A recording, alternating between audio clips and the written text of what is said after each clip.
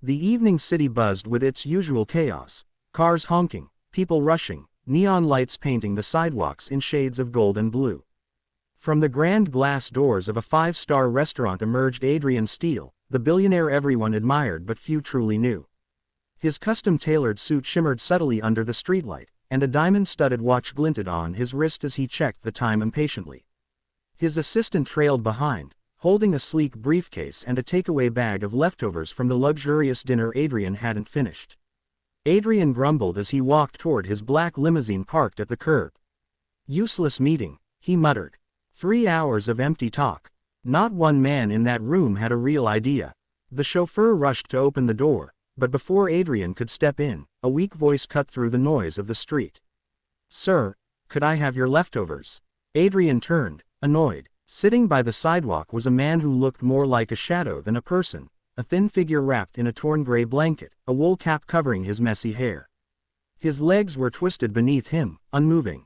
His eyes, however, were strangely bright, calm, even gentle. Adrian frowned. "You want my leftovers? You know how much this food costs." The man smiled faintly, his voice steady despite his frail frame. "Yes, sir. Give me your leftovers, and I'll teach you to walk." For a moment, Adrian just stared. Then, laughter burst out of him, deep and loud. His assistant looked stunned, not sure whether to join in or back away. "You'll teach me to walk?" Adrian said between laughs. "You can't even stand on your own. What could you possibly teach me?" The man didn't flinch. He simply replied, "Sometimes, those who fall learn the best way to rise." Adrian's amusement turned to irritation. He threw the paper bag toward the man with a careless gesture. "Here, that's all you'll ever get from me. Be grateful." The bag landed beside the beggar, spilling a few pieces of steak and bread onto the cold pavement. The man nodded, gathering the food quietly, and said softly, "You might need me one day." Adrian scoffed and stepped into the limousine. As the car pulled away, he looked back briefly through the tinted window. The beggar was eating slowly, carefully, his posture straight despite his broken legs. Something about that image, calmness amid ruin, lingered in Adrian's mind, though he quickly brushed it aside. "Some people are born losers," he muttered to himself. The night deepened as Adrian's car sped through the empty streets toward his mansion on the outskirts of the city. His assistant reminded him about an early morning meeting, but Adrian barely listened. His phone buzzed with notifications, stock reports, news articles, messages from investors, his empire humming constantly around him. He was powerful, untouchable, unstoppable. Or so he thought. Then, in the blink of an eye, everything shattered. A truck swerved suddenly from a side street. The driver screamed as tires screeched. Adrian's chauffeur tried to brake, but the car skidded, the world spinning into chaos. Metal crumpled. Glass shattered. The deafening crash drowned out everything. When Adrian opened his eyes, the smell of smoke filled his lungs. Pain stabbed through his spine. He tried to move, but nothing below his waist responded. Panic rose as he realized his legs were numb, lifeless. The flashing red lights of ambulances blurred his vision. His assistant's voice sounded distant, echoing through the ringing in his ears. Hours later, in a hospital bed surrounded by machines, Adrian stared at the ceiling in disbelief. Doctors murmured grimly about spinal damage, long recovery, possible paralysis. Their words barely registered. As the night turned silent and sterile, Adrian's mind replayed the beggar's calm voice like a whisper. "Give me your leftovers, and I'll teach you to walk." He closed his eyes, a chill crawling up his spine. For the first time in his life, Adrian Steele, the man who thought he could buy anything, realized there were some things his money could never control, and some lessons that only fate could deliver. 2 months passed since the accident, but for Adrian Steele, time had stopped.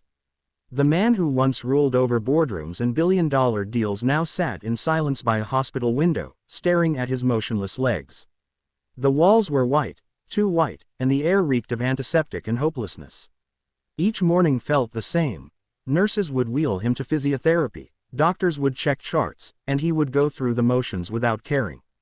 He hated the pity in their eyes. He hated the way people spoke to him now, with soft voices and fake sympathy. The once feared billionaire was reduced to a patient in a wheelchair, stripped of his control, his dignity, his pride. His company was falling apart. Reports arrived every day with bad news. Shareholders pulling out, projects delayed, rivals circling like vultures. Even his fiancée, Julia, had stopped visiting. Her last message was polite, but cold. "You need time to recover, Adrian. I can't handle this anymore." After that, nothing. At night, he couldn't sleep. He'd replay the accident in his mind over and over, trying to figure out where it all went wrong. Sometimes he'd hear echoes of laughter, his own mocking laugh, and the voice of that strange beggar whispering through his memory. Sometimes, those who fall learn the best way to rise. He tried to drown it out, but it lingered. One gray afternoon, rain lashed against the hospital windows. Adrian sat alone, wrapped in silence, when movement in the courtyard below caught his attention.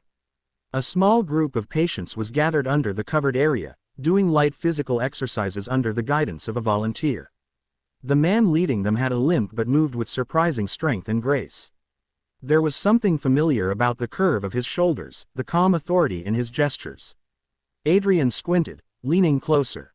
His breath caught. It couldn't be. The man helping patients stretch their legs, adjusting their postures, smiling with encouragement. It was Eli, the same beggar he had mocked that night. But this time, he wasn't sitting helplessly on the street. He was standing. No, walking, with a cane, moving among the patients with quiet confidence. Adrian couldn't look away. The scene felt surreal. Eli, the crippled man who'd begged for leftovers, was now teaching others how to walk. When the session ended, Adrian wheeled himself out of his room, his heart pounding with a mix of curiosity and disbelief. He followed the sound of laughter echoing from the rehab ward until he reached the open training area. And there he was, Eli, helping a young soldier take a few shaky steps. Adrian hesitated, pride warring with shame. Finally, he spoke, his voice low. "You." Eli turned. Recognition flickered instantly in his eyes. Instead of anger or resentment, he smiled warmly. "Ah, the man who laughed at me." Adrian's throat tightened. "You said you'd teach me to walk," he muttered bitterly. "Looks like you were the one who needed that lesson." Eli chuckled softly. "Maybe. But now, it seems you're the one who does." The words stung more than Adrian expected. He looked away. "Doctors say it's useless. My nerves are gone. I'll never walk again." Eli didn't argue. He just wheeled over a chair and sat beside him. "They said the same to me," he said quietly. "But I refused to believe them. The body listens to the mind, Adrian. You've built empires, conquered markets, but you've forgotten how to conquer yourself." Adrian frowned. "Don't lecture me with philosophy. You don't know what this feels like." Eli placed a hand on his shoulder. "I do. I was hit by a drunk driver 8 years ago. Lost my job, my family, my home. Doctors told me I'd never stand again. But I did, not because of medicine, because I chose to." For a long time, neither spoke.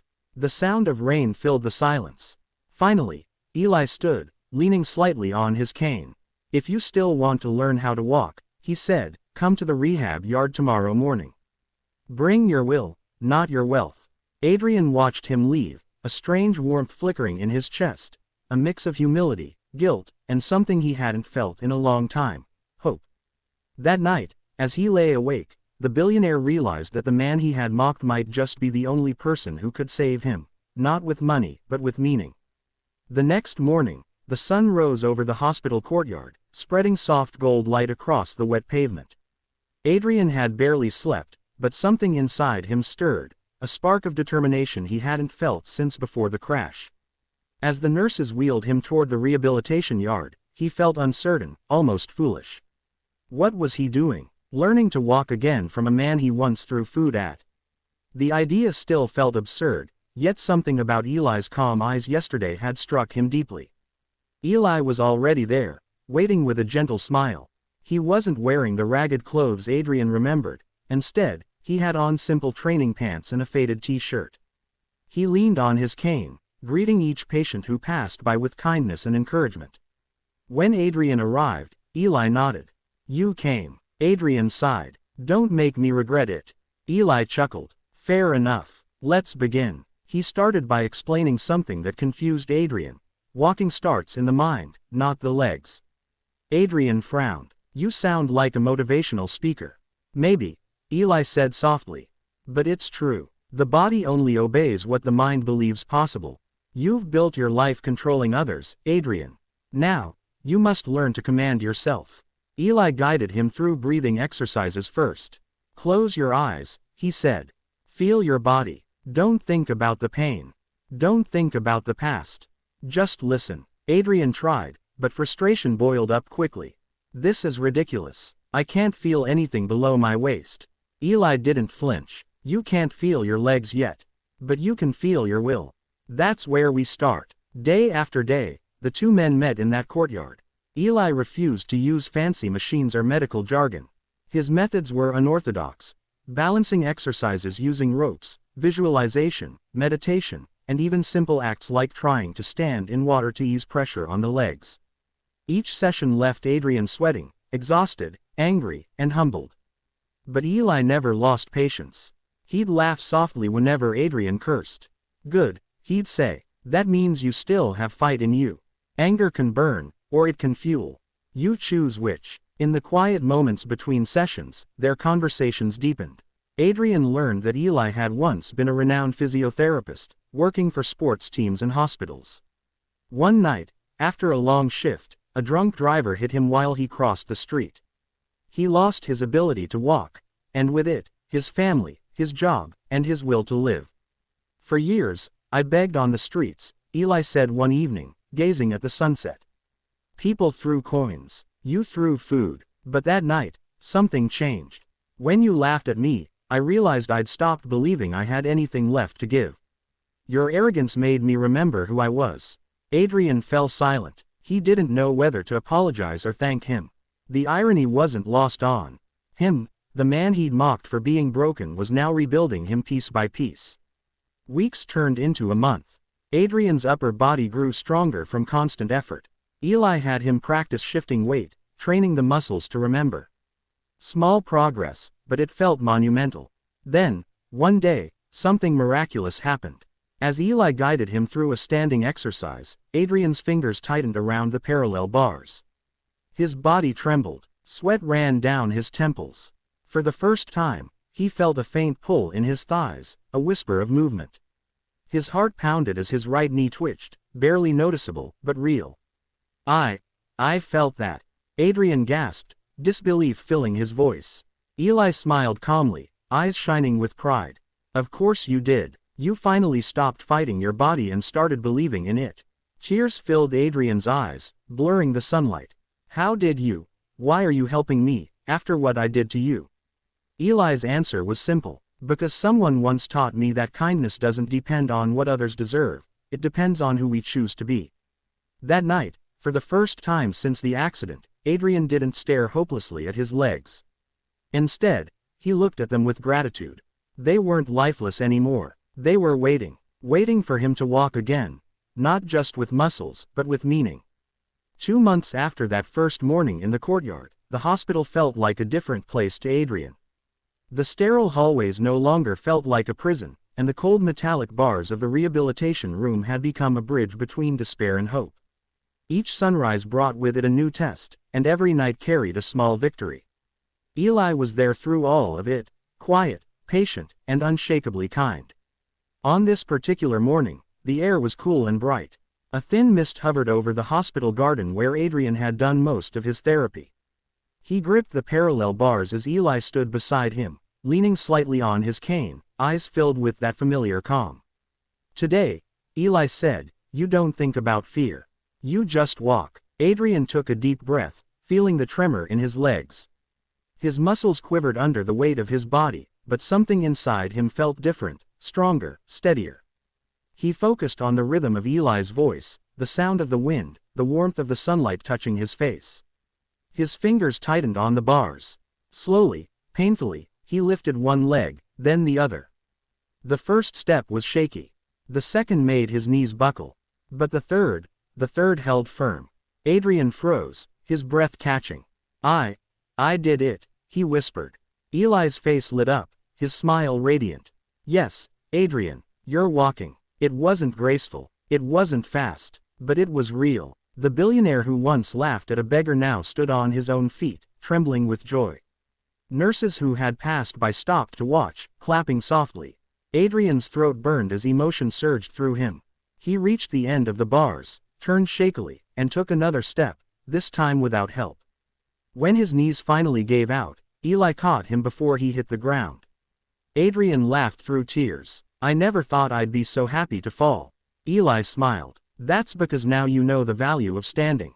From that day forward, Adrian's progress was astonishing. Within weeks, he walked short distances with a cane. The hospital buzzed with amazement. Doctors said it was a miracle, but Adrian knew it wasn't. It was Eli. It was faith. It was the decision to believe again. When the day came for his discharge, the hospital arranged a small farewell. Eli stood beside him as reporters gathered outside, cameras flashing. Adrian wore a tailored suit again, but this time, the pride in his eyes wasn't from wealth, it was from survival. A journalist asked, "Mr. Steele, how does it feel to walk again after such tragedy?" Adrian looked at Eli, his voice steady but full of emotion. "It feels like I was given a second life. And it all started with a man who asked for my leftovers." The reporters laughed softly, thinking he was making a metaphor, but Eli knew the truth behind the words. Adrian continued, "This man didn't just teach me to walk. He taught me humility, patience, and gratitude. I used to think strength was about power. Now I know it's about compassion." Months later, Adrian established a foundation, the Walk Again Initiative, providing free rehabilitation centers for the poor and disabled. The first branch opened in the same city where he once met Eli. At the inauguration, Adrian stood proudly beside him, walking without support for the first time in public.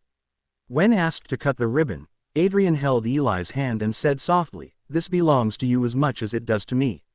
Eli chuckled, "No, my friend, you're the one walking. I just reminded you how."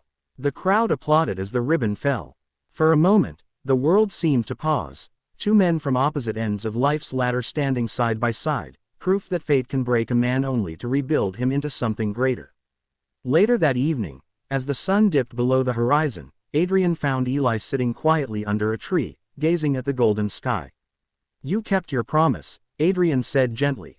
Eli turned, smiling. "And you kept yours. You shared your leftovers, and turned them into hope." Adrian laughed softly, tears glimmering in his eyes. "You know," he said, "for the first time, I feel like I'm truly walking, not just with my legs, but with my heart." The wind rustled the leaves, carrying their laughter into the distance. Two souls bound not by wealth or pity, but by the extraordinary grace of a lesson that changed both their lives forever.